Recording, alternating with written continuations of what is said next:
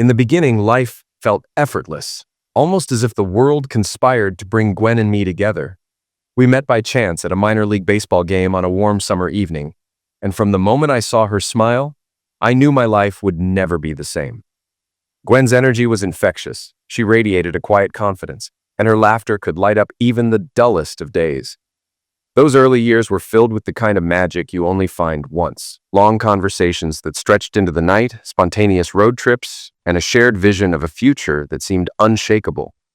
As we built our lives together, our bond grew stronger, and I truly believed we could overcome anything.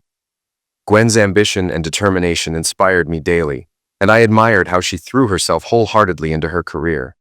I often told her she could conquer the world if she set her mind to it. But as the years passed, I began to notice how that same drive sometimes left her overwhelmed. Work demands increased, yet she never let it show, at least not at first. We reassured each other during those challenging moments, leaning on the promise that our love would always be enough. But life rarely unfolds the way we imagine. Subtle shifts started to creep into our relationship, almost imperceptible at first. Little by little, our carefree days gave way to routines dominated by obligations, and the laughter we once shared seemed more distant. In hindsight, it's clear that those changes planted the seeds of what was to come. Gwen and I were approaching our 4th anniversary, but something between us had shifted over the past few months. It started after her promotion to project manager. She took over a critical project when her boss stepped aside following a heart attack. The added responsibility brought long hours and intense stress, triggering Gwen's latent OCD. Our time together dwindled, and despite my efforts, cleaning, laundry, and foot rubs, my support seemed unacknowledged. Soon she withdrew entirely. My words annoyed her, my touches were unwelcome, and I felt like I was living with a stranger. When I confided in friends, they were surprised. Paul, my closest buddy, summed it up. "Les, that's rough. Most couples hit a slump, but this early? Are you sure you're not imagining it?" I explained that we hadn't been intimate in weeks and shared some of Gwen's sharp comments. His shock turned skeptical. Could she be cheating? I shook my head. No way. She's too busy with work, leading a massive platform overhaul that could make or break her career. Paul nodded. Then she's buried in stress. Just don't jump to conclusions and accuse her of anything. A supportive partner matters now more than ever. On another day, a stranger at the bar muttered under his breath, "Nothing worse than a non-supportive spouse, except a cheating one." That struck a nerve. Determined to trust but verify, I casually offered to bring Gwen lunch at work the following Saturday. She happily agreed, requesting pizzas for her and her team. When I delivered them, she introduced me to her co-workers, including 2 recent hires, Brad and Clark. Everything seemed normal. Over the next few weeks, I kept tabs discreetly and found no evidence of wrongdoing. Still, the emotional distance between us lingered. Finally, I decided to take a different approach. One evening, I set the table with candles, wine, and a homemade dinner. When Gwen came home, she seemed taken aback but smiled. "This is lovely, Les," she said, kissing me. After dinner, I handed her an envelope. "I know work's been overwhelming, but I think we need to reconnect. After your project wraps up, I've planned a week-long vacation for us. It's booked for next month. First-class flights to a couple's resort in the Dominican Republic. We have until tomorrow to cancel." Gwen flipped through the brochure, her eyes welling with tears. "This is perfect," she said, moving to sit on my lap. "Thank you. I can't wait to spend this time with you." She kissed me, and for the first time in months, I felt like I had my wife back. The next month crawled by. Gwen's project wrapped up smoothly, with only minor issues to address, and our intimacy slowly returned. It wasn't the fiery passion we once had, but once-a-week connection was a step forward. The day of our trip arrived. We packed light, 2 small suitcases, a backpack, and Gwen's purse. I planned on living in shorts and polos, while Gwen had packed a few sundresses, shorts, and 2 bikinis that promised a hot week ahead. Excitement buzzed as we stood in the first-class TSA line ready for a fresh start. Then, out of nowhere, Brad showed up. Gwen froze, her voice sharp with surprise. "Brad, what are you doing here?" "I need to talk to you," he said, ignoring me completely. Annoyed, I jumped in. "Can't this wait? She's on vacation." Gwen's tone shifted, firm but tense. "Les, please go ahead. I'll catch up. This won't take long." Reluctantly, I left her with Brad and headed through security. At the gate, boarding began. I tried calling Gwen, but it went to voicemail. My texts, first, "Where are you?" then "You're cutting it close," were met with silence. The plane doors closed. My phone buzzed. A single text from Gwen. "I'm so sorry." Panicked, I asked the flight attendant if I could leave. Her sympathetic look said it all. "We can't return to the gate for that," she said, handing me a small bottle of bourbon. 5 hours later, we landed in Punta Cana. I immediately called Gwen, but she didn't answer. Instead, I saw her voicemail. "Les, I'm so sorry. Please read the email I sent you. It explains everything. I'm sorry to take the coward's way out. You deserve better." Dread filled me as I opened her email. "Les, I thought this trip could help us start over, but I can't keep lying. For the past 4 months, I've been having an affair with Brad. I never meant for it to happen, but it did." Her message went on. Apologies, excuses, and a full confession. I sat there, reeling. By the time I cleared customs, my hollow expression must have alarmed the agents. They pulled me aside for questioning, but after showing Gwen's Dear John email, they let me go. Defeated, I headed to the resort, hoping for a bed and some solace. Instead, I hit another wall. "Where's your wife?" the check-in clerk asked. "She couldn't make it," I replied, forcing calm. "I'm sorry, sir. This is a couples-only resort. We can't check in single guests." Desperation bled into my voice. "I paid $5,000. Can't you make an exception?" Rules were rules. The night manager kindly arranged a room at another resort and sent me there with a driver. Alone, in a strange place, I stared at the ceiling that night, wondering how it had all fallen apart. When I tried to check into the second resort, my credit cards were declined. Frustrated, I used my emergency card, another decline. I called Gwen, but she didn't answer. The bank's hotlines confirmed my worst fear. Both cards had been canceled. Desperate, I texted Gwen, "Why did you cancel the cards?" Her reply came 10 minutes later. "Brad thought it made sense since the resort was prepaid and all-inclusive. He said you wouldn't need them." Reading her message, I unleashed a string of curses that startled the hotel clerk. Thankfully, I had over $600 in cash, enough to pay for the night, though the dingy $300 a night room barely felt worth it. With half my cash gone, I sat on the bed trying to process everything. I couldn't access my bank accounts, so I called my brother in Denver. After convincing him and his wife that I wasn't joking, I endured their shocked reactions. "Not Gwen! And that witch!" Eventually, my brother agreed to wire me some money the next morning. Next, I called the airline. My return ticket wasn't transferable, thanks to my choice of the cheapest option, and buying a new ticket required cash in person. The soonest flight home was a red-eye on Tuesday. Left with nothing but time, I opened Gwen's email for the second time. "Les, I'm so sorry. I thought this trip might help us start fresh, but I've been lying to you. For the past 4 months, I've been having an affair with Brad. It started as emotional support during late nights at work. I resisted at first, but one Saturday, after the rest of the team left, I gave in. I wondered why you didn't notice me pulling away, and that only drew me closer to him. Now I see how many times you asked what was wrong and tried to help. But when you planned this trip, something clicked. I realized I wanted to save our marriage. The next day, I ended it with Brad, but he didn't take it well. He kept trying to pull me back in, and I was too weak to resist. Even at the airport, he convinced me to stay, saying you'd hate me once you found out. He was probably right. I couldn't face 5 hours sitting next to your anger. I need this week to process what I've done. By the time you return, I'll be gone. Please, don't hate me. I know I can't fix what I've broken, but I hope you find peace. With regret, Gwen." The letter answered a few questions, but left me angrier than before. Her affair had likely been happening right under my nose at the office. With an hour until the bar closed, I headed downstairs. A drink seemed fitting, a toast to my cheating wife and the end of my marriage. Growing up, my dad had drilled 3 rules about drinking into my head. "Les, getting drunk won't solve a thing. Don't be the weeping whiner, the violent jerk, or the laughing fool. Drink slow, enjoy the buzz, and know your limit. And if I ever catch you drinking and driving, I'll take away your car, no matter how old you are." Dad wasn't a teetotaler. He could hold his beer with the best of them, but I'd never seen him drunk or reckless. Tonight, his words echoed in my mind as I sipped my bourbon, steady and controlled. It was time to figure out how to start over. I knew I wouldn't linger in the bar past 2 beers, but I planned to enjoy them. Sipping my first President, I scanned the room. A few couples danced, including one pair awkwardly grinding to the beat. An overweight man with a rail-thin woman who could have been Olive Oil's twin. The bartender caught my eye, and we shared a knowing laugh. The absurdity of it all struck me. At least his wife didn't leave him stranded at the airport, I thought bitterly. My mind spiraled. Had I messed up? Was my marriage a lie? Or had something real fallen apart? For 5 years, 4 of them married. I thought we were happy. I nursed my drink, lost in memories of how it all began. We met at a Chiefs baseball game in Peoria, Illinois. Gwen stood out in a Ryne Sandberg Cubs jersey, a striking blonde with long legs and a quick smile. Although the Chiefs were a Cardinals affiliate, Cubs fans were common enough in the area. She was with friends, and I seized the chance to introduce myself by buying their group a round of beers. I used her jersey to start a conversation. "You're too young to be a Sandberg fan. Wasn't he before your time?" She smiled. "It was my dad's favorite jersey. He gave it to me." I held out my hand. "I'm Les." "Gwen," she replied, shaking my hand. She was an IT major finishing her senior year at Bradley University. I'd graduated 2 years earlier and was working as a design engineer at Caterpillar.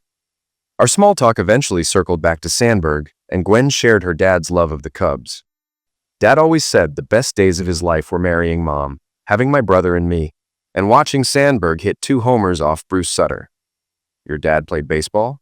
"Yeah, in AAA for the Cubs, but never made it to the majors." We hit it off immediately, chatting until the game ended. She gave me her number, and I called the next day. By the weekend, we were on our first date. A few months into dating, Gwen finally came back to my place after dinner and a movie. We sat on the couch kissing when she leaned back and whispered, "Take me to bed." "Are you sure?" "Yes," she said. "I haven't been with many guys, but I want this with you." We headed to my room, where I fumbled through my nightstand for protections I hadn't touched since we started dating. Gwen chuckled at my sheepish confession of celibacy. She preferred the lights off while I liked them on, so we compromised by leaving the hall light on, letting it spill gently through the doorway. As we got ready, I couldn't help but admire the elegant lingerie she had chosen. It was stunning. "I put this on for you," she said shyly. "Now I don't know if I should admire it longer or take it off," I teased. Gwen placed my hands on her bra clasp, silently answering the question. What she revealed was breathtaking, perfectly shaped and inviting in every way. I lavished attention on her, teasing and kissing her body, but when I tried to move lower, she stopped me. "No, don't," she said firmly. "You'll like it," I promised. "Not tonight. Just make love to me." I didn't push. There'd be time later to explore. She was tight and ready, her body responding despite her shyness. Our first time was tender but reserved. Gwen, though stunning, was hesitant and restrained. She clung to my shoulders, avoiding eye contact and saying little. It wasn't perfect, but it was ours, a beginning. I realized early on that Gwen was inexperienced when it came to intimacy, but she was open to exploring, albeit cautiously. She was often hesitant when I suggested something new, like trying different positions or BJ, but she would eventually go along. She drew the line at mutual touch yourself, though, shaking her head at the idea. Our first night together was a good example of her initial shyness. After we made love, she curled up in my arms and asked for a shirt to sleep in.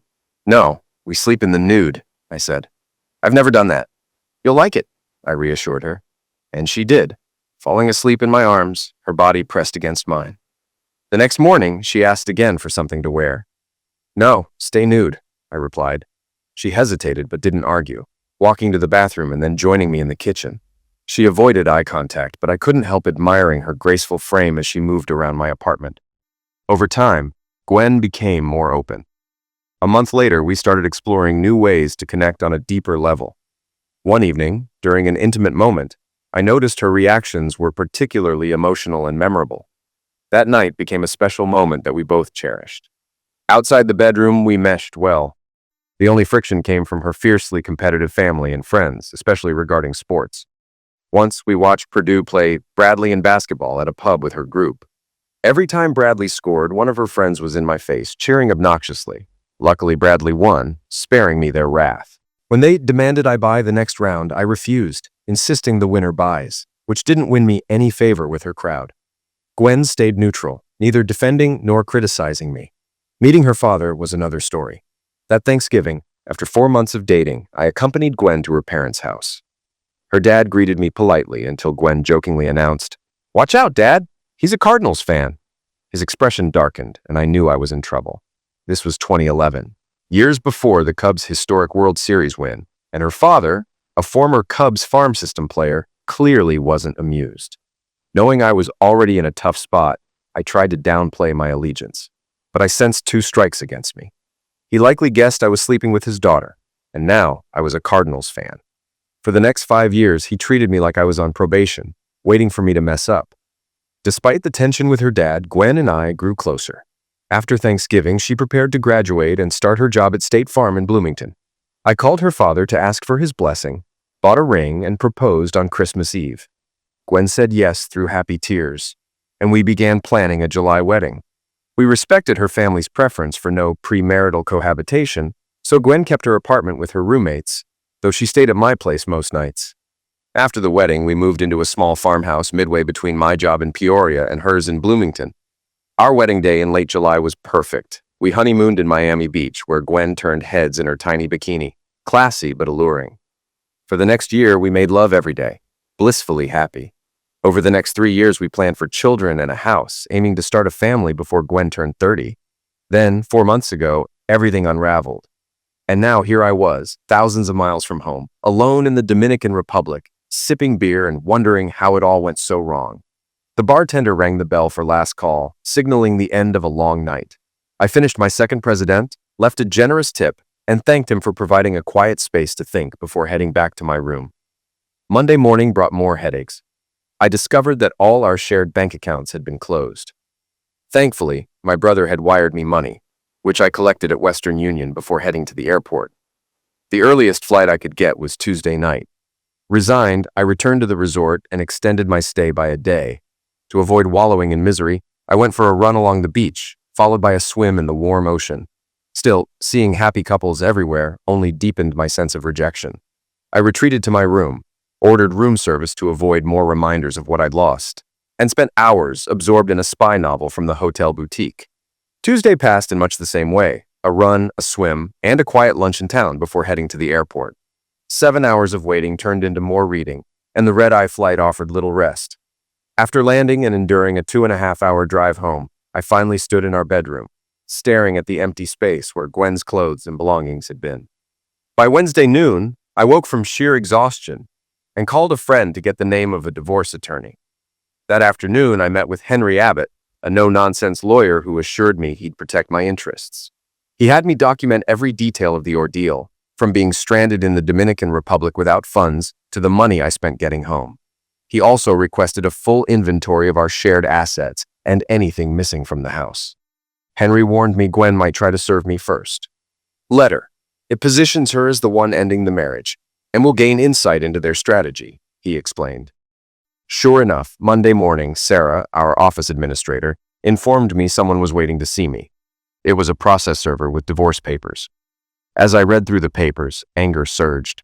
I almost called Gwen to confront her, but stopped myself, remembering a friend's cautionary tale about a similar situation. Instead, I handed everything to Henry, who assured me we'd handle it. 2 months later, I sat in a courtroom, nerves frayed. The judge entered, a woman, and I braced myself for the worst. Gwen's lawyer presented their demands while Gwen avoided my gaze. Notably, Brad was absent, a calculated move, I assumed. When it was our turn, Henry laid out the facts, emphasizing Gwen's unilateral decisions and my abandonment overseas. The judge, clearly prepared, turned to Gwen. "Miss Harper," she said, addressing Gwen by her maiden name, "you've made no allegations of offense. Did you leave your husband simply because you fell in love with Mr. Bradley Parker?" After conferring briefly with her attorney, Gwen answered, "Yes, Your Honor, there was no offense." The judge nodded. "Thank you for your honesty. False claims of offense are something I do not tolerate in my courtroom." She reviewed her notes before delivering the ruling. "The divorce is granted, effective immediately. There will be no spousal support. Each party will retain their personal retirement funds and possessions. Joint assets will be split 50-50. From Ms. Harper's share, she will reimburse Mr. Lester for $9,000 in vacation costs, expenses incurred in the Dominican Republic, and return airfare. Additionally, she will cover all attorney fees for both parties and pay $3,200, representing half the rent for the 7 months since she left the marital home. The judge turned to Gwen, her expression firm. "You claim to have loved your husband. If this is how you treat someone you love, I can only imagine how you treat those you don't." And with that, it was over. No celebration, just relief. And the weight of starting over. The ruling left me speechless. Of the $20,000 in our savings, Gwen would be paying me back nearly $16,000. As my attorney Henry and I left the courtroom, Gwen called out behind me. "Les." I ignored her, stepping into the hallway where Brad sat waiting. He began to stand, but I was already in his face. "She'll cheat on you too," I said, walking past him without waiting for a reaction. Outside, I turned to Henry. "Lunch is on me," I offered, and we headed to a diner across the street. "I thought I was doomed when I saw the judge was a woman," I admitted. Henry chuckled. "That's a common misconception. Honestly, it's usually the older male judges who hand the cute wife everything. Judge Carter, though, you couldn't ask for better. She's tough but fair, and she doesn't put up with nonsense." "You knew it'd be her courtroom. Why not tell me?" I asked. "No need to get your hopes up or make you nervous," he said. "She's been married to the same guy for 40 years. He's a machinist, great golfer, and everyone at the club loves him. It's a true partnership. They're equals. She values that, which worked in your favor." Over lunch, Henry shared a story about Judge Carter putting a disrespectful local bigwig in his place during a country club event. Her loyalty to her husband and disdain for arrogance were clear. I laughed, easily imagining the scene based on my time in her courtroom. "You're different from most lawyers," I told Henry. "My dad worked over 30 years at CAT, and my mom raised 5 kids. When I got into law school, Dad hugged me and said, 'Don't become an a-ho.' He's 90 now, but he'd still set me straight if I needed it." After thanking Henry again, I walked away, determined to rebuild my life. Well-meaning friends and coworkers kept trying to set me up with women they thought would help me move on. The problem was, I wasn't looking for another relationship. Everything was still too raw. I just needed to blow off steam without strings attached. Unfortunately, dating someone's sister or cousin wasn't the right way to scratch that itch. Instead, I frequented bars known for casual hookups and even took dance lessons. Women love a guy who can lead on the dance floor and buy a couple of drinks, and I wasn't short on opportunities. But there were risks to playing the field. One night, I hit it off with an attractive woman. As we left the bar, I noticed a faint tan line on her ring finger under the light. Alarm bells went off. "Are you married?" I asked. Her deer-in-the-headlights look told me everything. "Yes," she admitted hesitantly, "but my husband's away." "Where?" "Afghanistan. He's in the army." Fury surged through me. "Your husband's risking his life and you're out looking to cheat on him? You should be ashamed of yourself." She broke down, collapsing onto the pavement in tears. "I'm sorry. I'm such a hoe. He's been gone 5 months and I worry every day. I got so lonely, and some guys at work kept hitting on me. I didn't want to cheat with someone I'd have to see again, so I went out tonight. I just wanted to feel like a woman again, to feel a man's arms around me. I didn't even know if I could go through with it. I'm sorry." Looking across the street, I spotted a late-night diner. "Put your ring back on," I said. "Let's get some coffee." I handed her my handkerchief to dry her tears. She looked at me gratefully as we walked. I didn't have it in me to judge her further. Life had a way of breaking people in ways I was only beginning to understand. Kelly and I spent the next hour in the diner as she opened up about her husband, Sergeant John Tyler, and the 2 co-workers at her office who had been harassing her. Their relentless advances had worn her down, leaving her vulnerable and confused. I urged her to report them to HR, and she reluctantly agreed. I drove Kelly home that night, and we made plans to have lunch the following Saturday so I could check in on her progress. Over the next few weeks, we met occasionally for coffee and sandwiches, just talking. She eventually told me the company had transferred her to a new division and reprimanded the 2 men. One afternoon, she walked into the coffee shop, her face glowing. "John's coming home in 2 weeks," she exclaimed. I congratulated her and let her know it would likely be our last lunch together. Though she looked a bit sad, she nodded in understanding. "Thank you for being my friend, Les. You helped me through some dark times, and I'll never forget it." A few days later, I walked out of my office to find a massive man in fatigues waiting for me. I recognized him immediately from the photos Kelly had shown me, John Tyler. "Are you Thomas Lester?" he asked. I didn't offer my hand, letting him set the tone. "Let's go somewhere to talk," he said. We agreed to meet at a bar a few blocks away, each driving separately. At the bar, I bought the first round.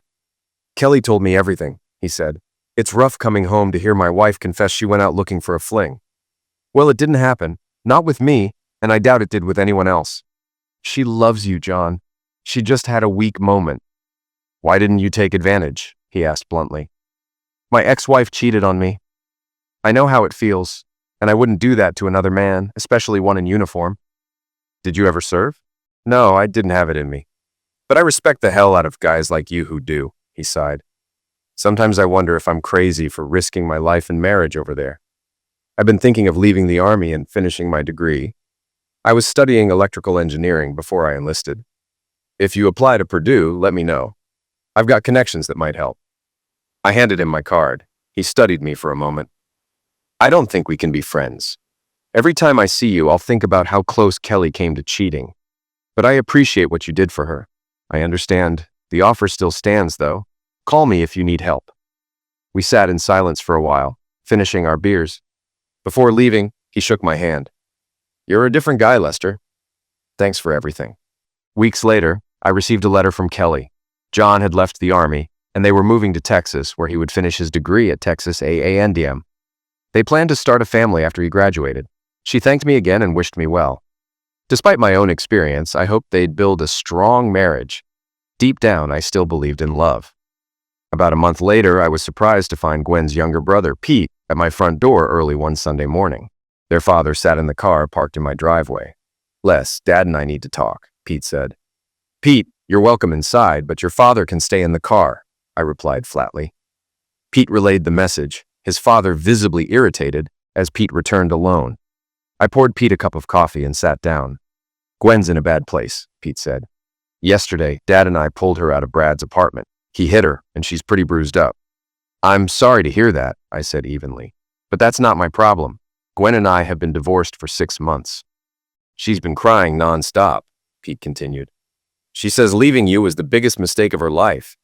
Dad and I were hoping you might take her back. I shook my head. I'm sorry she's hurt, but I could never trust her again. She broke my heart. Where is she now? At the Holiday Inn.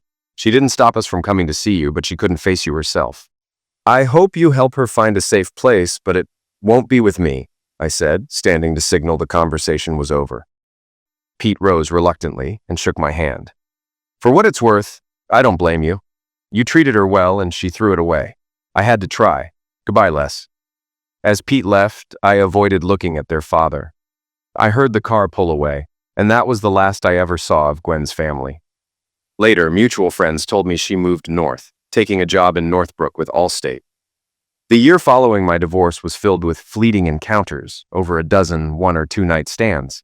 I wasn't proud of it, but each left me a little more whole. Practice, as they say, makes perfect. I met Grace at a concert on the ISU campus, not a rock concert, but a performance by a Chicago chamber orchestra featuring variations on La Folia by Salieri and other Italian composers. The petite woman sitting next to me, with her Twiggy-like features and mod Brit vibe, struck up a conversation during intermission, asking if I was enjoying the music. Grace, a graduate student in graphic arts and a cellist, agreed to let me buy her a drink after the concert. At the pub, we exchanged stories. Despite her name, Grace wasn't raised in a religious household. Her parents, former commune members, named her after Grace Slick from Jefferson Airplane. When I mentioned living in a farmhouse, her face lit up. After walking her home, I got a cheek kiss and her number. Intrigued by how different she was from anyone I'd met, I called her the next day, and we planned to attend an art exhibit the following weekend. Work went well that week. I'd earned a promotion and a pay raise, so by Saturday I was feeling great. When I picked Grace up on the sunny April afternoon, I considered suggesting beers on a patio instead of viewing student artwork, but I stuck with the plan. At first I regretted it. Many pieces seemed designed solely to shock, including a triptych that blatantly depicted Mary in explicit acts with the Holy Trinity. Disgusted, I whispered, I think I'm ready to leave. Grace squeezed my hand. Let's check the next gallery first. If you still feel that way, we'll go. Reluctantly, I followed her, and was relieved to find artwork that actually inspired thought and emotion. One painting caught my attention. A man and woman, nude, walking down a staircase. Their faces were captivating, full of unspoken tension. Then I noticed the woman wore a wedding ring, but the man's hand was bare. The title card read, Oil on Canvas, Le Dernier Après-midi des Amoureux, by Grace Powell Adams. You painted this? I asked, stunned. She smiled knowingly. Yeah, do you like it? It's incredible. What does the title mean? The lovers' last afternoon. Ah, now their expressions make sense. Why is it their last? I can't decide. What do you think? She asked. I hesitated, unsure how to answer. But before I could, Grace pulled me toward another room to show me a second piece. This one, a vibrant animation drawing of a giant fish tank teeming with life, was a complete departure from the first. This is amazing, I said. My niece would love it. Why is all the great art tucked back here, and that other stuff front and center? Grace laughed. The professor curating the show is trying to impress the Chicago avant-garde crowd. Rumor is he's also sleeping with the student who did the Unholy Trinity piece. Well, at least you have good taste, I said, earning another laugh. After the exhibit, we headed to the pub and spent hours talking. Grace surprised me with her grounded perspective, especially given her unconventional upbringing. She explained that the commune wasn't the free love stereotype people often imagined. My parents were monogamous, she said. I didn't lose my pureness until college, and I've only had a few partners. Yet her painting of the lovers was undeniably sensual. When I commented on it, she clarified, closeness isn't a contest. It's about sharing something meaningful. That's what made those relationships special. It wasn't about my pleasure or theirs, but ours. Grace's honesty and insight left me intrigued, and I couldn't wait to see her again. The evening air turned cooler, signaling the end of a long day. Grace mentioned she needed to leave early to finish a project for school. It had been a wonderful first date, and plans were made for her to come to my place for dinner the following week. On Wednesday, Grace arrived promptly. She was drawn to the overgrown garden patch in my backyard, intrigued by the tall fence and the buried portion designed to keep rabbits out. After a quick inspection, she joined me for dinner, where we talked about her life and interests. Grace shared details about her studies, her love for art, her ability to speak Italian and French, and her skill as a cellist. She even joked about her lack of athletic ability and nervousness in public situations, painting a vivid picture of someone deeply talented but unassuming. Before leaving, Grace proposed planting a garden in my backyard. She offered to handle all the work, from planting to harvesting, in exchange for sharing the produce. After discussing logistics, I agreed, drawn as much by the idea of fresh vegetables as by the thought of seeing more of Grace. Over the next 2 weeks, Grace worked tirelessly in the garden. She called me before each visit, and I often came home to find her immersed in the soil. One day, she rented a rototiller to prepare the ground, and I helped her finish the job. When a load of manure arrived, we spent a rainy weekend spreading and mixing it into the soil. Grace seemed overjoyed, expressing how much she missed the connection to nature and the satisfaction of working outdoors. Her enthusiasm was infectious, and I began to appreciate the process myself. During one of these evenings, Grace mentioned her lease would soon be up and her roommates were graduating. She asked if she could rent my spare bedroom, offering to pay rent and share household expenses. Though I had hoped our relationship might become romantic, I agreed, knowing I enjoyed her company too much to turn her away. We discussed arrangements, dividing costs and responsibilities. Grace seemed thoughtful and considerate, ensuring everything was planned. With that settled, she left, promising to return soon to begin planting. As I watched her leave, I wondered what the future might hold for this unexpected connection. A warm, sunny Saturday morning seemed perfect for a productive day. I decided to bike into town for some office work, leaving Grace a note on the kitchen table to let her know I'd be back by 4 and hoped we could have dinner together. However, upon arriving, I realized the IT department had shut down the system for upgrades, a detail I'd completely forgotten. Despite the wasted trip, I was in a good mood. There was still time to enjoy the day and spend it in the garden with Grace. I headed home whistling. As I approached, the driveway gates were closed and Grace's car was parked inside. Curious, I peeked around the house toward the garden. There she was, working with a hoe, completely undressed except for her gardening boots. Her back was to me as she bent over to plant seeds, her movements deliberate and fluid. I froze, caught between admiration and guilt for watching. Not wanting to intrude, I decided to retreat and make noise as if I'd just arrived, giving her a chance to cover up. But as I turned, the barn cat darted in my path. I tripped, the bike clattering to the ground, and Grace spun around in alarm. She spotted me, froze momentarily, then reached for a nearby dress. In that moment, I saw everything: her petite frame, flawless skin, and natural beauty. Realizing I'd been caught, I locked eyes with her and saw something deeper in her hazel gaze. Vulnerability, curiosity, and maybe even desire. Without thinking, I rushed into the garden, wrapped my arms around her, and kissed her. To my relief, she kissed me back. It felt natural, inevitable. I told her I loved her, surprising even myself. Grace admitted she'd been unsure about how I felt, and assumed I saw her only as a friend. She had doubted her own appeal, comparing herself unfavorably to the photos of Gwen I still had in the house. I reassured her, confessing how beautiful and unique I found her. She seemed to believe me, her hand brushing against my arousal, a playful smirk forming on her lips. Moments later, I carried her into the house and to the bedroom. There was no hesitation as we embraced, ignoring our sweaty and dirt-covered bodies. The passion between us was raw and overwhelming. Afterward, we showered together, playfully washing away the grime before falling into bed again, this time exploring each other more slowly and intimately. Later, as we lay together, Grace asked if this meant she'd no longer need the second bedroom for herself. I smiled, realizing she wanted to move in permanently. She promised to wait until after finals, but agreed we were no longer just roommates. I couldn't resist asking about her gardening without clothes. She explained it was something she'd grown up doing, a way to feel connected to the earth. Swimming, too, was something she'd always done nude. Skinny dipping in the commune's lake had been her norm. The thought stirred something in me, and Grace teased me for it, climbing onto my lap and drawing us into another slow, sensual moment. We didn't get much planting done that day, but we eventually made it back to the garden, embracing the new rhythm of our relationship, one that seemed perfectly natural, like working the soil under the sun. Gardening without clothes had its appeal, but I couldn't wait to try skinny dipping next. It never crossed my mind to let Brad walk away unscathed after his role in wrecking my marriage.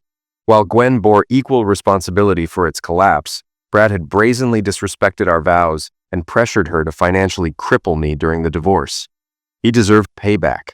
I wasn't in a rush to exact revenge. As my relationship with Grace deepened, I questioned if it still mattered. The answer was clear. It did. But violence was out of the question. I wasn't willing to risk jail time, knowing full well I wouldn't last a day in prison. Instead, I turned to the internet. Over 2 years, I spent an hour a week researching Brad online, using aliases to quietly monitor his life. Patience paid off when an opportunity arose. Brad, now engaged to a stunning woman and working in IT at a conservative brokerage, was ripe for a reckoning. With the wedding weeks away, I decided to save his fiancée from future heartbreak. For $4,000, I set my plan into motion. Brad was a regular at a local hotel bar on Wednesdays, sticking around after most of his coworkers left. Enter Lacey, the Chicago call girl I hired. She didn't need much effort to lure Brad to her room.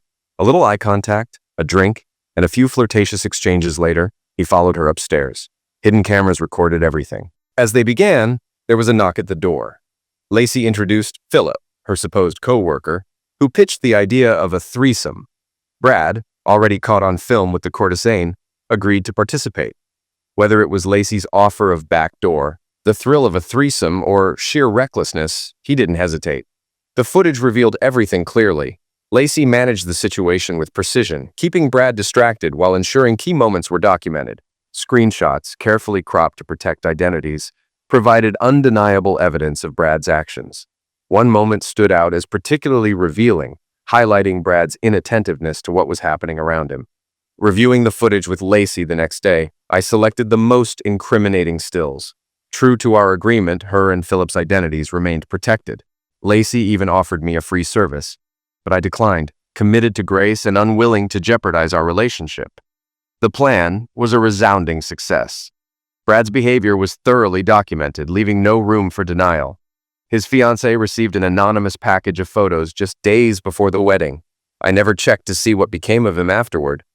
My satisfaction came from knowing Brad had been exposed for who he truly was, sparing another person from the same pain he had caused me. Brad, still shouting profanities, bolted into the bathroom to wash his face. Meanwhile, Lacey and Philip gathered his clothes, removing his phone and wallet. As Brad stormed out, furious and ready for revenge, Lacey coolly tossed his belongings out the door, forcing him to choose between confrontation or retrieving his things. Opting for the latter, Brad dashed into the hallway, allowing Lacey to slam the door behind him. While Brad pounded on the door, screaming obscenities, Lacey calmly called the lobby to report a disturbance. The commotion drew neighboring guests, some capturing videos of the undressed man ranting in the hallway. These clips later surfaced online, further amplifying Brad's humiliation.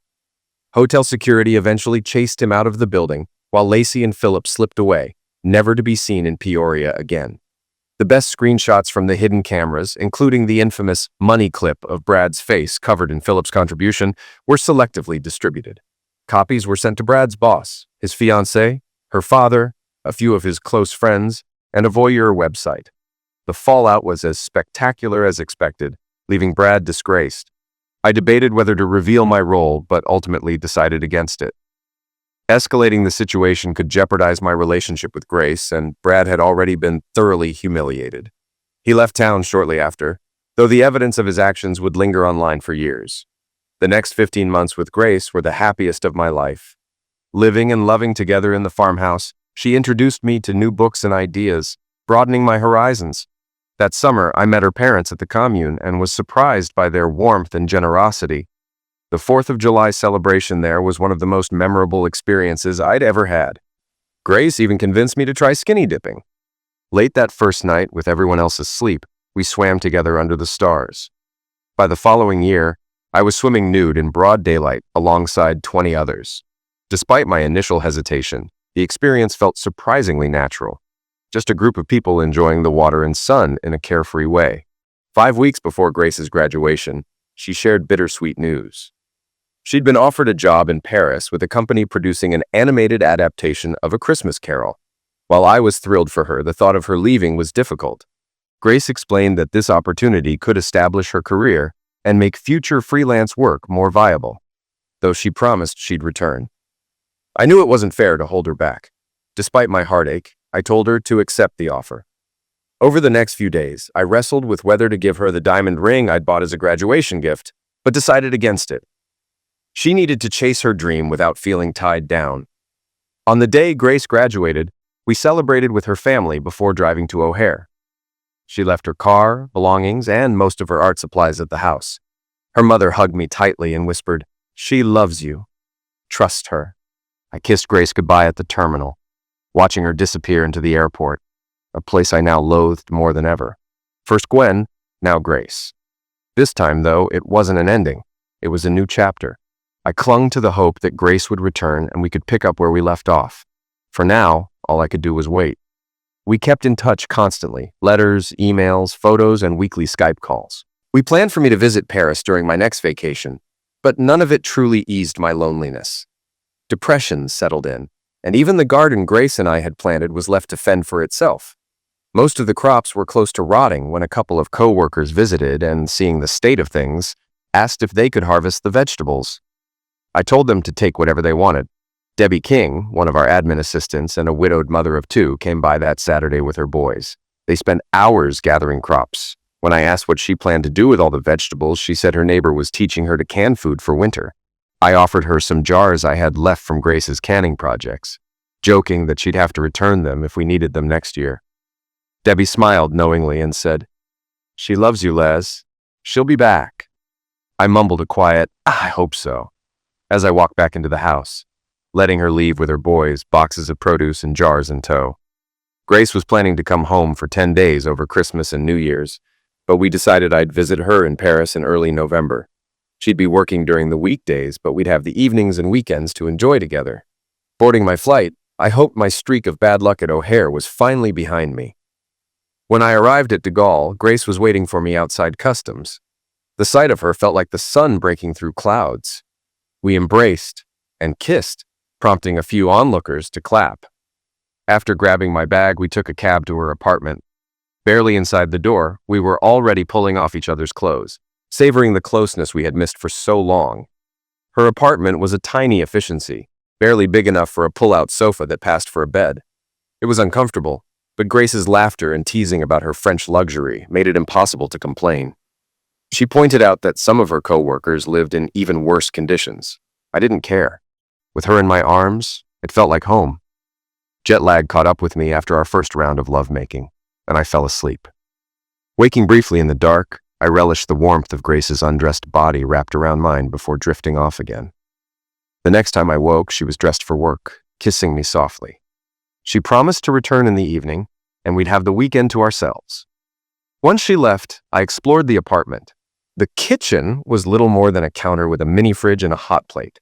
Grace had left instructions for the coffee pot and a baguette with jam for breakfast. After getting ready, I ventured out to explore Paris on foot, soaking in the city's charm. By late afternoon, I was back in the apartment reading when Grace burst through the door. She declared she wouldn't let me out of her sight for the next 64 hours. I joked about staying in, but she reminded me of her fridge's size and Parisian dining habits. She suggested we make love before dinner, already shedding her work clothes, and I couldn't argue with her reasoning. Saturday was a whirlwind. We visited the Musée d'Orsay, had lunch near Notre Dame, and took in the city's vibrant atmosphere. That evening, Grace introduced me to her coworkers at a restaurant. It was clear she was well-liked. Her colleagues were eager to meet the man who had captured her heart. As I sat among them, listening to their stories and laughter, I felt the weight of the months apart lifting. Being with Grace again reminded me of how much she meant to me and how lucky I was to be in her life, even if only for a short visit. When we arrived at the restaurant, introductions were quick, handshakes with the men and air kisses with the women. We settled into small groups, and I found myself chatting with Holly, an English woman, Megumi, a Japanese woman, and Claude, a Frenchman. Despite their accents, Megumi and Claude spoke better English than Holly, whose British slang threw me off. Grace flitted between clusters, her French flowing easily in conversations. Our group's conversation started lightheartedly with a debate over rock and roll. Holly and Claude teamed up to argue for British supremacy, citing Exile on Main Street as the pinnacle of rock. Megumi sided with me, crediting Elvis and Chuck Berry as the true pioneers. Her personal favorite? Cheap Trick's Live at Budokan, which she grew up hearing on her mother's vinyl. The exchange was friendly and fun, with no one taking it too seriously. When I jokingly asked Grace for her pick for the best rock singer, male or female, she declared, without hesitation, Grace Slick. The mood shifted abruptly when Grace raised her voice in heated French, berating Jean-Paul, one of her coworkers. Everyone fell silent, watching in stunned amazement. Even patrons at nearby tables paused to listen. After a minute, Grace apologized to the group and announced we were leaving. Outside, I asked what had happened.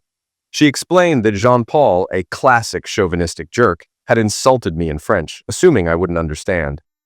Grace overheard and refused to let it slide, defending my honor. She also revealed that Jean-Paul had been pestering her for a date, despite her repeated rejections and clear declaration of our relationship. Renee, who invited Jean-Paul despite knowing the tension, added to her frustration. We met Grace's coworkers again before my trip ended, this time without Jean-Paul or Renee. Claude made a point to assure me that not all Frenchmen shared Jean-Paul's anti-American sentiment. The evening was drama-free and a lot of fun, reinforcing my faith in our future together. The following months dragged. Winter on the prairie felt endless, and I missed Grace terribly. Her visit during the holidays helped, but her absence after was even harder to bear. Though we planned a March visit, Grace warned that her work hours were overwhelming as her project entered crunch time. With deadlines looming, I canceled my trip, counting down the weeks until her June return. By May 10th, spring was finally in full swing. After work, I drove home, looking forward to relaxing on the porch with a beer. The weekend before, I had rented a rototiller to prep the garden, thinking of Grace as I worked the soil.